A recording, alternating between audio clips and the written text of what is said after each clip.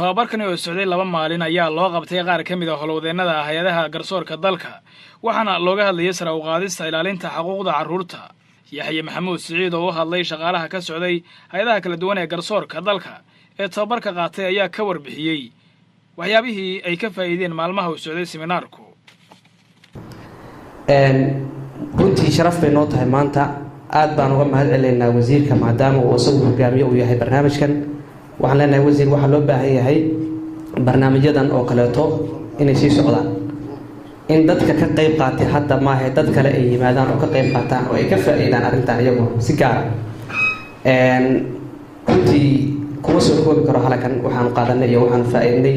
sharaf bay noo tahay, waana idinka mahad celinaynaa dhammaantiin. salaam wasiirka cadaaladda xukuumadda federaalka ee Soomaaliya mudane Xasan Xuseen Xaaji ayaa u sheegay ka qaybgalayaasha in ilaalinta xuquuqda carruurta ay tahay muhiimad weyn isla markaana wasaaradda cadaaladdu badi doonto tababarada kan la midka ah si loo sii xoojiyo barnaamijkan.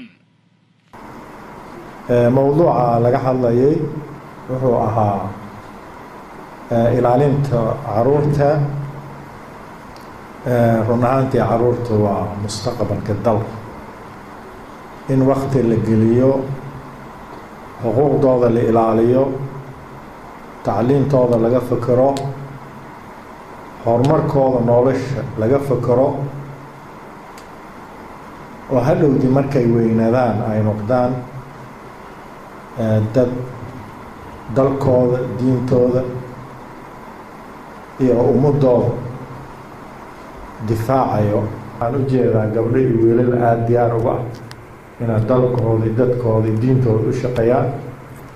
shaqadiina sii wada, tababaro noocan i ku karaan insha allah waan isku dayaynaa wasaaradda cadaalad ahaan inaan idin sameyno shaqooyin fara badan iyo waxyaabo badan oo la qabtaa dalka jiro.